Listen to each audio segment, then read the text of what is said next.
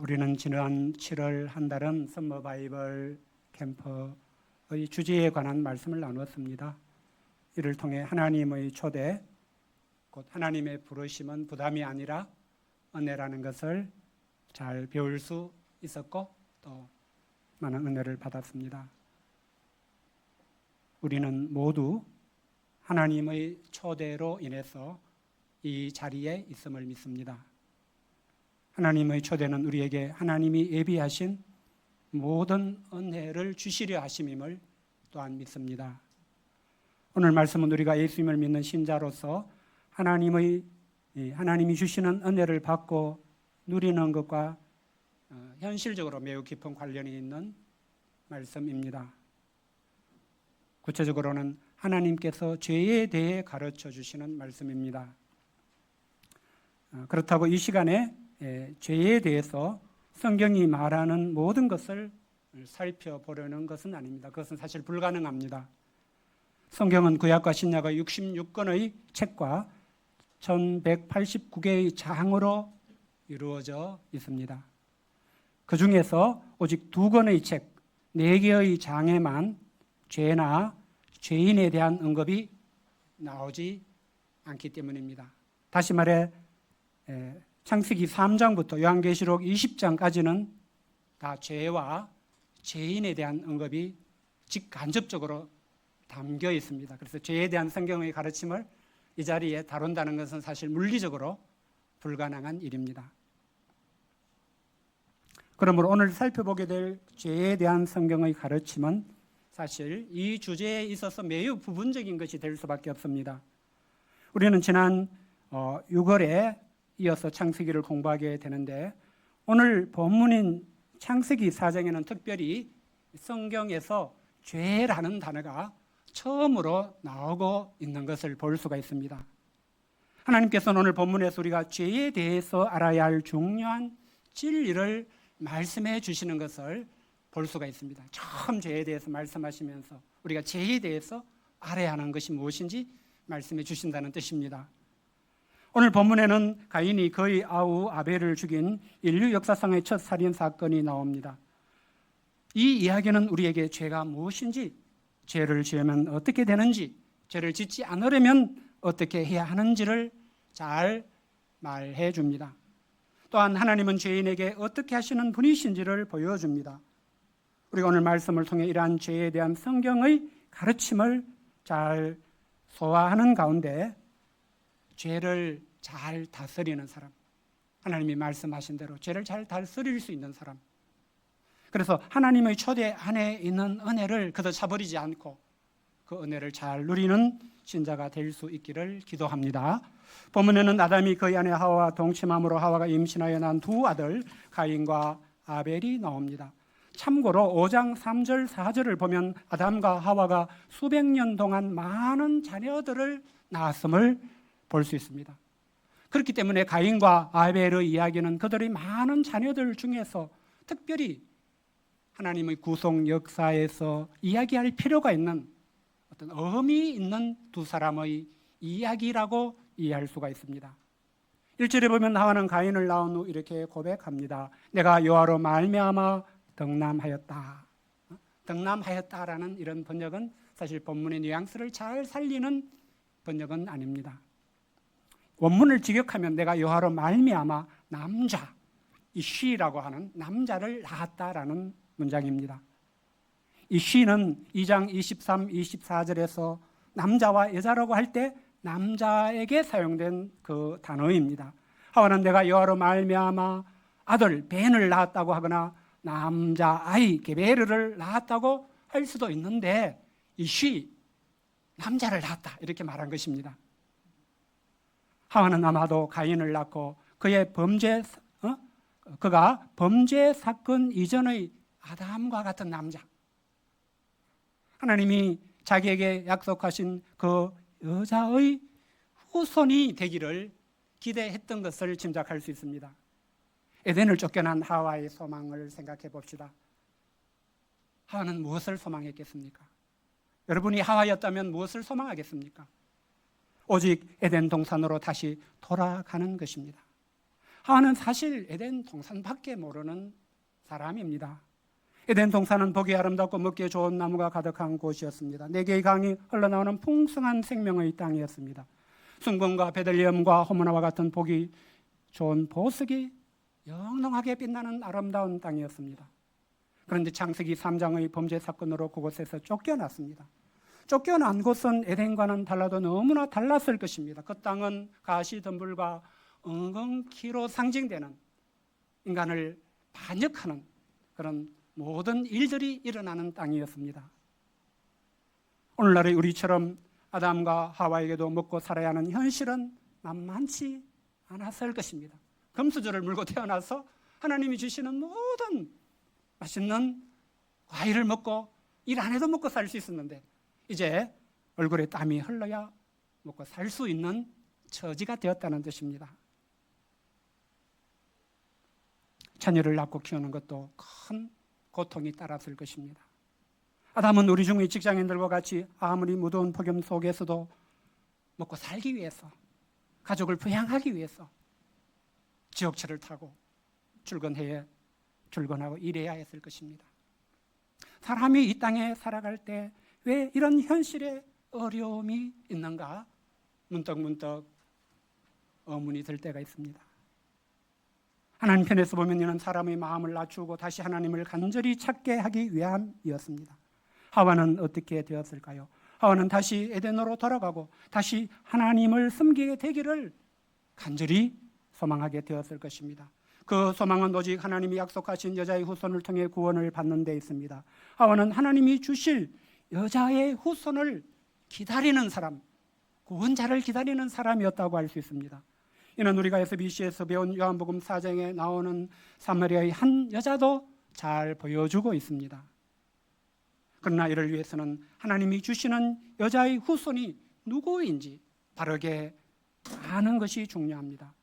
하와는 가인에게 기대했지만 곧 깨닫게 되었습니다. 하와는 가인의 아우 곧 남자 형제를 낳은 후에 그 이름을 아벨이라고 지었습니다. 아벨의 뜻이 헛됨, 우리가 한번 내뱉고 들이마시는 숨, 이런 뜻의 단어입니다. 왜 가인 다음에 낳은 아들 이름을 이렇게 지었겠습니까? 하와는 가인을 키우면서 가인은 하나님이 말씀하신 여자의 후손, 그 구원자가 될 수 없다는 것에 대해 깨달았기 때문일 것입니다. 그렇다면 하와에서 사마리아 한 여자까지 여자의 후손으로 오실 구원자에게 소망을 두는 사람들은 어떻게 해야 됩니까? 우리와 같이 여자의 후손은 바로 예수님이시고 이 예수님이 다시 오시기를 기다리며 이 땅을 사는 신자로서는 어떻게 해야 되겠습니까? 여자의 후손으로 오실 예수님 외에 구원자가 없다면, 그 구원자 외에 소망을 둘 수 있는 것이 아니라면, 아무리 멋있는 5남자, 6남자를 쫓아도 될 수가 없다면, 그때까지는 지금 여기라는 이어의 now, 지금 여기라는 현실 속에서 각자가 만나는 현실을 받아들이고 살아가야 합니다. 오늘 찬양팀이 이 현실을 받아들이고 사는 것에 대한 찬양을 아주 잘 선곡했다는 생각이 들었습니다. 믿음으로 나아가네 부터해서. 제가 전에 폭삭 속았수다를 서울식으로 이해해서 완전히 쫄딱 속았구나 이렇게 생각했는데 너무 많이 못 수고했다 이런 뜻이라고 이제 알게 되었는데, 제가 그래서 그 드라마를 1편, 2편까지 본 것 같아요. 다 보지는 못하고 시간이 없어서. 앞부분에 주인공 어머니가 병으로 죽어가면서 이제 처절한 현실 속에 남겨질 주인공 여자에게 하는 말이 지금도 기억이 납니다. 무슨 말이겠습니까? 짐작됩니까? 살면 사라진다. 저는 신자로서 우리는 하나님의 말씀에 따라서 어떤 현실 속에서도 살면 사라진다고 바꿔 말씀드리고 싶습니다. 본문에서 보면 아담과 하와도 신라건에서 살아가야 하고 그의 자녀들도 신라건에서 살아가야 합니다. 아담과 하와는 하나님을 만나서 아는 사람들입니다. 그들은 자녀들에게도 하나님에 대해 알려주었을 것입니다. 그들은 신라건의 삶이 힘들고 고통스러울수록 하나님을 찾고 하나님의 도우심을 구하게 되었을 것입니다. 하나님이 이런 그들에게 죄인으로서 하나님을 의지하며 살기 위해서는 제물을 드리며 제사로 나아오도록 일러주셨을 것입니다. 그래서 오늘 본문의 이야기는 가인이 아벨을 죽이는 사건의 발단이 되었던 한 제사의 이야기를 하고 있습니다. 아벨은 양치는 사람이 되었고 가인은 농사하는 자가 되었습니다. 그들은 부모의 가르침을 따라 한 해의 농사를 끝낸 후에, 세월이 흐른 후에라는 것은 한 해의 농사를 끝낸 후에라고 번역하면 됩니다. 하나님께 제사를 드리게 되었습니다. 가인은 이때 땅의 소산으로 제물을 삼아 여호와께 드렸습니다. 아벨은 자기도 양의 첫 새끼와 그 기름을 드렸습니다. 이때 여호와께서는 아벨과 그의 제물은 받으셨으나 가인과 그 제물은 받지 않으셨습니다. 본문은 그 이유를 말하지는 않습니다. 이렇게 간단히 이야기해도 이 말씀을 듣게 되는 첫 독자인 이스라엘 백성들은 무슨 뜻인지 알아들을 수 있기 때문입니다. 아벨이 양의 첫 새끼와 그 기름을 드렸다고 할 때, 또 가인이 땅의 소산 중 얼마를 가져왔다고 할 때는 한 가지 중요한 차이가 있다는 뜻입니다. 그것은 바로 제사를 드리는 두 사람의 마음의 차이를 말합니다. 제물은 하나님께 나아가는 데 필수적인 것입니다. 우리가 예수님을 온전한 믿음과 참 마음으로 굳게 의지하지 않으면 거룩하신 하나님 앞에 나아가 예배 드릴 수 없는 것과 같습니다. 그럼에도 가인은 제물에 마음이 없음을 드러냈습니다. 반면에 아벨은 달랐습니다. 그는 제물에 온 마음을 담았습니다. 하나님은 뒤에서 가인에게 선을 행하지 않는 것이 문제라고 하십니다. 가인의 문제는 결국 무엇입니까? 하나님과의 관계가 형식적인 것이었습니다. 겉으로 보면 가인도 부모의 말을 듣고 제물을 드리며 제사를 드립니다. 이런 가인도 겉으로 보기에는 하나님을 숨기는 것으로 경건하게 보일 수 있습니다. 우리가 오늘 예배에 나올 때 그 자체를 우리 모두는 경건하게 하나님을 찾는 것으로 보일 수 있습니다. 세상에서 아예 하나님을 믿지도 않고 예배로 숨기지도 않는 사람들과 비교할 때 더욱 그렇게 보이게 될 수 있습니다. 그러나 그럴지라도 하나님 앞에서는 마음이 없다면, 마음이 들어있지 않다면, 마음에 하나님을 온전히 의지하지도 않고 감사하지도 않는다면 형식주의의 죄에 빠진 채 감히 하나님 앞에 나오는 것이 될 수 있음을 알아야 됩니다. 하나님이 가인과 그 제물을 받지 않으심으로 이에 가인이 몹시 분하여 안색이 변하였습니다. 안색이 변했다는 것은 가인이 고개를 떨구었다는 것입니다. 씩씩대면서. 이를 보고 여호와께서 가인에게 말씀하십니다. 네가 분하여면 어찌 됨이며 안색이 변하면 어찌 됨이냐. 네가 선을 행하면 어찌 낯을 들지 못하겠느냐라고 하십니다. 가인은 하나님이 아벨의 제물은 받으시면서 자기의 제물을 받지 않은 것이 분했습니다. 어쩌면 아벨의 제물은 불이 내려와 태웠는데 자기의 제물은 그대로였을 수도 있을 것입니다. 구체적인 것은 알 수 없지만 분명히 알 수 있는 것은 하나님이 자기의 제사, 자기의 예배는 받지 않으시고 계신다는 것이었습니다. 그래서 아우 앞에서 형으로서 체면이 서지 않게 되었습니다. 가인은 상황이 이렇게 된 것이 분했습니다. 화가 많이 났을 것입니다. 하나님이 아벨만 사랑하시고 자기는 무시하고 버렸다고 보였을 것입니다. 그러면 나는 어떻게 해야 되는가 생각했을 것입니다. 가인은 이 모든 문제는 동생이 있기 때문이라고 여겼던 것 같습니다. 동생만 없어진다면 이렇게 비교당하는 일도 없을 것이라고 보게 되었을 것입니다. 가인은 동생을 질투했고 동생을 죽여 없애고 싶어졌습니다. 하나님은 이런 가인의 상태를 아시고 그에게 경고하셨습니다. 하나님은 가인에게 이 상황에서 네가 분해하고 안색이 변한 것은 옳지 않다고 하셨습니다. 하나님이 그의 제사를 받지 않으신 것은 그가 평소에 선을 행하지 않는 것, 하나님과의 관계가 형식적인 것 때문임을 알려주셨습니다. 우리는 노마스를 공부할 때에 주일 예배만이 예배가 아님을 배웠습니다. 우리의 일상의 삶도 진짜에게는 하나님 앞에서의 예배에 속함을 배웠습니다. 선을 행하는 것은 삶의 예배에서 하나님의 다른 신을 두지 않는 것입니다. 하나님을 예배처럼 숨기는 것입니다. 범사에 하나님 보시기에 좋게 하고자 하는 것, 하나님의 뜻을 찾고 따르는 것입니다. 그런데 어떤 사람들은 일상의 삶의 예배에서는 선을 행하지 않으면서도 공적 예배만 드리면 되는 것 아닌가라고 여기는 경우도 있는 것 같습니다. 그런 사람들을 두고 한때 선데이 크리스찬이라는 말을 쓰기도 했습니다. 그러나 우리는 가인과 아벨의 이야기를 통해서 하나님 처음부터 이런 것에 속지 않으신 것을 배울 수 있습니다. 하나님은 가인의 제사를 통해서 그 모습이 겉으로는 하나님을 섬기는 것처럼 보일 수 있어도 마음이 없는 제사, 마음을 담지 않은 예배는 하나님을 섬기는 것이 아니며 하나님이 받지 않으심을 보여주십니다. 그러므로 우리는 예수님을 믿고 의지하는 가운데 우리의 예배가 하나님이 기뻐하시는 사한 제물로 자신을 드리는 참된 예배가 되도록 우리의 마음을 담고 우리의 마음을 다하여 하나님을 섬길 수 있어야 될 것입니다. 하나님은 왜 제사의 시간을 통해서 가인이 평소에 선을 행하지 않은 것을 문제 삼으셨습니까? 하나님 이에 대해 사람이 선을 행하지 않으면 죄가 문에 엎드리기 때문이라고 말씀해 주십니다. 죄가 문에 엎드려 있다는 것은 죄가 금방이라도 가인을 삼킬 수 있는 상태를 말합니다. 마치 사자가 숯불 속에 몸을 숨기고 어린 가젤 영양을 노리고 있는 상태와 같습니다. 사람이 선을 행하지 않는 것은 결코 작은 일이 아니고 사자가 숯불에 엎드려 어린 영양을 삼키고자 하는 그런 아주 위험한 상황임을 알 수 있습니다. 일상의 삶과 공적인 예배에서 온 마음을 다해 하나님을 섬기고자 하지 않는 사람은 결국은 죄에 빠질 수밖에 없게 됩니다. 우리가 알아야 할 것은 죄에 빠지는 것은 어떤 이익을 얻는 것이나 즐기는 것이 아니라 그것처럼 위험한 일은 없다는 것입니다. 하나님 오늘 말씀에서 말씀하시는 것이 그것입니다. 죄에 빠지는 것처럼 위험한 일은 없어. 그것은 사실 생명을 잃게 되는 일입니다.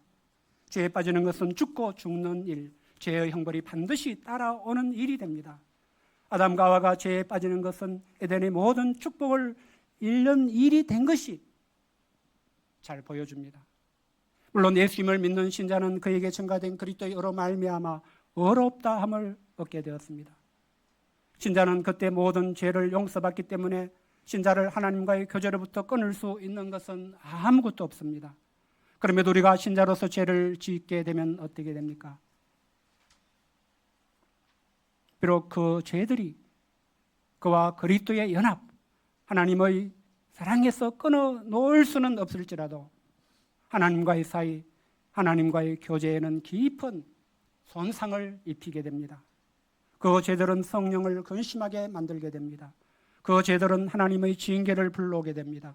예수님은 요한계시록 3장 19절에서 물론 내가 사랑하는 자를 책망하여 징계하노니 그러므로 네가 열심을 내라 회개해라고 말씀하십니다. 히브리서 12장 6절도 주께서 그 사랑하시는 자를 징계하시고 그가 받아들이시는 아들마다 채찍질하심이라고 하였으니라고 말씀합니다. 무엇을 책망하고 무엇을 징계하고 채찍질을 하는 것입니까? 신자가 짓는 죄에 대해서 하나님은 그렇게 하신다는 뜻입니다. 그 징계는 사도행전 5장에서 보듯이 때로는 아나니아와 삽비라에 대한 징계처럼 이 세상에서 데려가는 것이 될 수도 있습니다. 더 이상 죄짓지 못하도록. 그 징계는 고린도전서 5장 5절에서 보듯이 사탄에게 내주는 징계도 있게 됩니다. 은혜로운 하나님의 교회 공동체에서 하나님의 통치 속에 살지 못하고 출교되는 그런 징계도 있습니다. 사람이 죄를 지으면 이런 하나님의 징계에도 많은 문제들이 생깁니다. 죄는 기본적으로 다른 사람에게 해를 끼치는 것입니다. 오늘 본문 7절에 처음 사용된 죄라는 단어는 히브리어로 하타트라는 단어입니다. 이 죄의 기본적인 뜻은 잘못하는 것이라는 뜻입니다. 이 단어는 주로 사람이 사람에게 잘못을 하는 경우에 사용되는 것을 볼 수가 있습니다. 그리고 사람이 사람에게 무엇을 잘못한 것인지는 하나님의 뜻을 거역하는 것이라고 하고 있는 것을 볼 수 있습니다. 예수님은 산상수훈에서 신자에게 이런 죄가 있을 때 하나님은 그 사람이 회개하기까지 죄로 해를 끼친 사람에게 죄의 빛을 한 푼도 남김없이 갚기 전까지 그 사람의 예배를 받지 않으신다고 하십니다. 또한 우리의 기도를 듣지 않으시는 큰 문제도 생깁니다. 우리가 이 땅에 살아가면서 하나님께 기도할 수 있고 하나님이 우리의 기도에 응답해 주시는 것처럼 중요한 것은 없습니다. 하나님이 우리의 기도를 들으시지 않으신다면 우리는 소망이 없습니다. 그런데 구약성경 이사야 1장 15절에서 하나님은 말씀하십니다. 너희가 손을 펼 때에 내가 내 눈을 너희에게서 가리고 너희가 많이 기도할지라도 내가 듣지 아니하리니 왜입니까?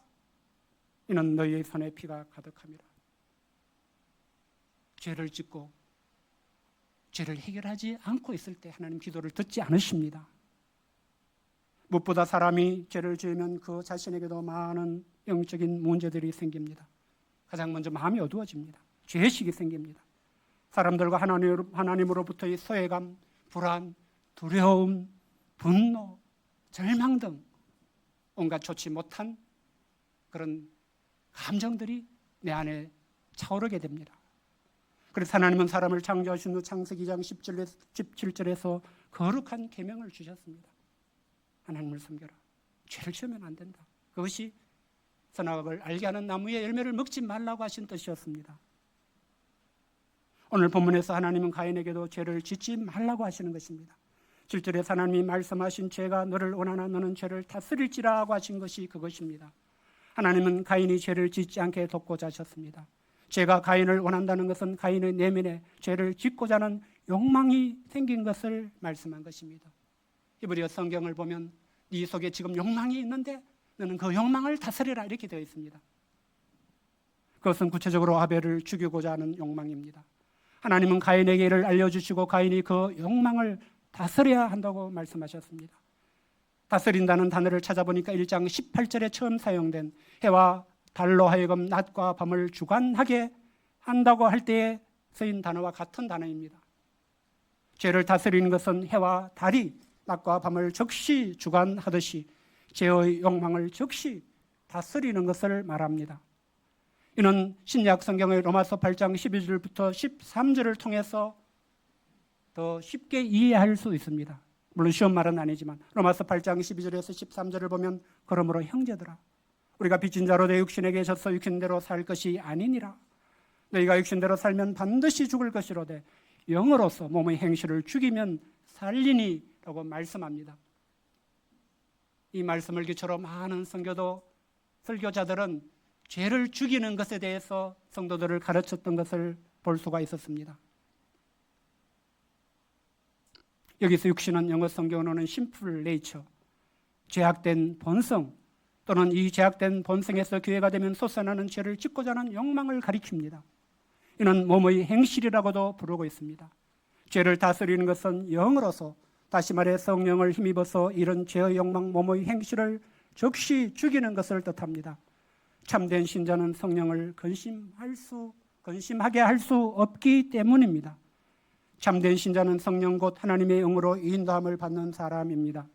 성령이 자기 안에 있는 신자는 아직은 부활하지 못한 몸으로 인해서 죄의 욕망이 일어날 수밖에 없는 현실에서 오직 거룩한 성령을 근심하게 할 수 없기 때문에 그런 죄의 욕망이 자기 속에서 일어나는 것을 감지할 때에 기도하고 성령을 의지하고 성령이 주시는 그런 지혜를 따라서 즉시 그 욕망을 처리하게 됩니다.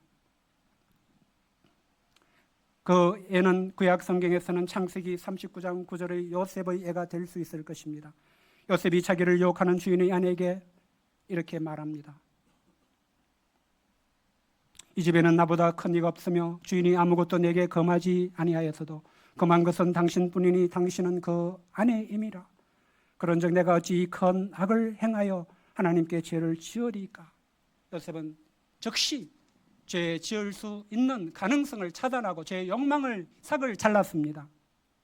또한 신약 성경의 예로는 사도 바울이 갈라디아서 6장 14절에서 말씀한 것이 예가 될 것입니다. 사도 바울도 육신을 입은 한 사람으로서 수많은 욕망이 자기에게서 일어나는 것을 보았을 것입니다. 그러나 그는 말합니다. 그러나 내게는 우리 주 예수 그리스도의 십자가 외에 결코 자랑할 것이 없으니 그리스도로 말미암아 세상이 나를 대하여 십자가에 못 박히고 내가 또한 세상을 대하여 그러하니라고 하였습니다. 사도 바울은 예수님의 십자가를 붙들고 자기의 정과 욕을 십자가에 못 박는 것으로 죄를 다스렸습니다. 우리가 오늘 본문에서 죄에 대해 알고 배워야 하는 가장 중요한 요점은 이렇게 죄를 다스려야 한다는 것입니다. 죄를 다스리는 것은 우리 안에 어쩔 수 없이 생겨나는 죄의 욕망을 성령을 힘입어 죽이는 것이라고 할 수 있습니다. 죽이는 것은 무엇입니까? 말 그대로 무엇인가를 약화시켜서 죽음에 이르게 하는 것입니다. 제가 식물을 화분을 많이 키우는데 죽이고 싶으면 간단합니다. 물을 안 주면 됩니다. 햇빛 속에 한 일주일만 물을 안 줘버리면 뿌리가 마르고 잎이 다 말라서 죽어버립니다. 약해져서. 그러면 그 안에서 더 이상 어떤 힘도 쓸 수 없게 됩니다. 우리는 신자로서 우리 안에서 죄의 유혹이 발생할 때, 그 움직임이 나타날 때 이를 민감하게 감지하고 이를 영으로서 죽일 수 있어야 됩니다. 이런 죄의 욕망은 우리가 인간적인 의지로 눌러서 해결할 수 있는 것은 아닙니다. 성령의 역사, 성령의 도우심이 필요합니다. 성령의 능력이 필요합니다. 성령께서 우리를 예수 그리스도의 십자가를 바라보게 해주시고, 내가 예수님 다시 십자가에 못 박게 할 수 없는 사람인 것을 전인적으로 깨닫게 해주실 때에, 성령이 주시는 힘이 있을 때에 제 욕망을 적시 처리할 수 있게 됩니다. 그렇게 하지 않으면 어떻게 됩니까? 하나님은 죄가 사자와 같이 문에 엎드리고 있다가 우리에게 손을 대고 우리로 하여금 죄를 짓게 하고 우리로 하여금 죄로 인한 파멸에 떨어지게 할 것이라고 경고하십니다. 그래서 야고보서 1장 14절부터 15절은 오직 각 사람이 시험을 받는 것은 자기 욕심에 끌려 미혹되매니 욕심이 잉태한 적 죄를 낳고 죄가 장성한 적 사망을 낳느니라고 말씀합니다. 이를 볼 때도 하나님이 말씀하신 죄를 다스리는 것은 우리 안에 솟아나는 욕심, 저 욕망을 처리하고 죽이는 것입니다. 이는 오직 예수님을 믿는 신자, 성령을 받고 성령을 따르는 참 신자만이 할 수 있게 되는 것입니다. 가인은 하나님의 말씀을 통해 죄를 다스려야 함을 들었지만 그는 죄를 다스리지 않았습니다. 그는 죄를 자기 안의 욕망을 죽이는 대신에 오히려 아벨을 죽이는 큰 죄를 지었습니다. 하나님은 이런 가인이 죄를 자백하고 회개하도록 돕고자 하십니다. 가인은 그러나 이도 받아들이지 않은 것을 볼 수 있습니다. 하나님은 이런 가인에게 죄에 대한 형벌을 내리셨습니다. 하나님은 가인이 땅에서 저주를 받게 하셨습니다. 땅이 그 입을 열려 내 손에서부터 내 아우의 피를 받았다고 하시면서 그 결과로 이 죄에 대한 형벌의 지배를 받도록 조치하셨습니다. 가인이 땅의 혈육을 얻지 못하게 하셨고 땅에서 패하며 유리하게 하셨습니다. 죄를 지으면 하나님과의 관계도 손상되고 발붙이고 살아야 할 땅에서도 분리가 됩니다. 하나님의 축복을 받을 수 없습니다. 죄를 짓고도 잘 살 수 있거나 평안할 수 있는 길은 없습니다. 그래서 하나님은 죄에 대해 처음으로 말씀하실 때 죄가 너를 원하나 너는 죄를 다스려야 할지니라. 너는 죄를 다스릴 수 있어야 된다. 그렇게 말씀하셨습니다. 우리는 이 지점에서 하나님은 죄를 다스리지 못하는 죄인들, 신자임에도 죄를 짓는 사람들은 어떻게 하시는가, 좀 더 전모를, 전체를 알고 싶을 수도 있을 것입니다. 이는 사실 성경에서 가장 중요하게 다루는 복음의 핵심적인 내용입니다. 오늘은 이에 대해서까지 깊이 다룰 시간이 없습니다. 언젠가 기회가 될 때 다루고자 합니다. 사실은 로마서를 공부할 때 다 다룬 것이기도 합니다. 창세기 3장의 아담과 하와, 4장의 가인에게 하나님이 어떻게 하시는가를 보면 하나님은 죄인들에게 어떻게 하시는 분이신지는 알 수 있습니다. 하나님은 사람이 아무리 악한 죄가 있더라도 회개시키고 살리고자 하십니다. 살아있는 동안은 죄를 회개하고 죄에서 구원받을 수 있는 기회가 되도록 해주십니다. 하나님은 여자의 후손으로서 세상 죄를 지고 가실 예수님 안에서 모든 죄인을 보시기 때문입니다. 우리 오늘 말씀을 통하여 죄가 무엇인지, 하나님은 왜 사람에게 죄를 짓지 말라고 하시는지, 그럼에도 죄를 지으면 어떻게 되는지를 보았습니다. 무엇보다 하나님이 죄를 지으려는 욕망에 사로잡힌 가인에게 주신 말씀을 통해서 우리는 신자로서 죄를 다스리는 사람이 되어야 함을 배울 수 있습니다. 우리가 죄에 대해서 이렇게 바르게 알고 따르게 될 때 우리는 신자로서 하나님의 초대 안에 있는 모든 은혜를 누리는 풍성한 또 복된 신앙생활을 점점 더 할 수 있게 될 것입니다. 비록 오늘 본문에 나오는 주인공 가인은 성공한 그런 경우는 아닙니다. 그는 실패한 반면교사입니다. 그러나 하나님이 가인을 통해서 주시는 교훈은 결코 작은 것이 아님을 보게 됩니다. 우리가 오늘 말씀을 통해서 죄를 짓지 않고자 하는 마음을 더욱 굳게 할 수 있게 된다면 그것은 하나님이 주시는 은혜입니다. 내가 죄를 짓지 않아야 되겠구나. 죄의 소원이 내 안에서 나를 삼키고자 할 때 성령을 힘입어서 다스릴 수 있는 참된 신자가 되어야 하겠구나. 이것을 익히고 연습해야 되겠구나. 내 의지로, 내 힘과 능력으로 내가 죄를 억누르고 짓지 않고자 하는 율법주의적인 투쟁으로서 죄를 다스릴 수 있는 것이 아니구나. 그때 로마서에서 무엇을 배웠지? 여러분들의 마음속에 이런 죄에 대한 문제의식과 죄를 다스리는 소원이 생기게 된다면 그건 하나님이 여러분들의 예배를 받으시고 은혜를 주시는 것인 줄을 믿습니다. 우리가 오늘 말씀을 통해서 죄를 다스리는 것이 얼마나 중요하며 그것이 어떻게 하는 것인지에 대해서 더 깊은 관심을 가지게 되고 배우고자 익히고자 할 수 있기를 간절히 기도합니다. 그래서 다른 사람을 해치고 자신을 해치고 거룩하신 성령 하나님을 근심하게 하는 죄를 짓는 사람이 되지 않고 하나님의 뜻을 따라 선을 행하는 사람, 하나님의 초대 안에 있는 은혜를 누리면서 다른 사람에게는 은혜를 끼치며 나는 하나님을 기쁘시게 하게 되는 그런 우리가 다 될 수 있기를 바라고 기도드립니다. 오늘 말씀 읽고 기도하고 마치겠습니다. 4장 7절입니다. 시작. 네가 선을 행하면 어찌 낯을 들지 못하겠느냐. 선을 행하지 아니하면 죄가 문에 엎드려 있느니라. 죄가 너를 논하나 너는 죄를 다스릴지니라. 하나님 아버지, SBC를 잘 마치고 하나님 초대 안에 있는 은혜를 믿고 그 은혜를 누리며 살기를 바라는 우리에게 이를 위해 필요한 성경의 진리를 오늘 또 들려주셔서 감사를 드립니다. 특별히 가인의 사건을 통해서 우리가 죄를 어떻게 이해하고 왜 죄를 지으면 안 되는지, 하나님 왜 죄를 짓지 말라고, 죄를 다스려야 된다고 말씀하시는지 배우게 해주셔서 감사합니다. 우리가 이것을 소홀히 여기거나 놓치지 않고 우리가 깊이 소화하는 가운데 참으로 타락한 그런 인간으로서 우리 안에 죄의 갈망, 죄의 욕망이 일어날 때마다 성령을 힘입어서 다스릴 수 있는 저희가 다 되게 하여 주시옵소서. 죄를 짓기보다는 은혜를 끼치고 선을 행함으로 하나님 기쁘시게 하는 우리가 다 될 수 있도록 그리스도의 장성한 분량으로 변화되고 자라가는 우리 모두가 될 수 있도록 하나님이 우리를 축복해 주시기를 간절히 원하고 기도드립니다. 예수님의 이름으로 기도하였습니다. 아멘.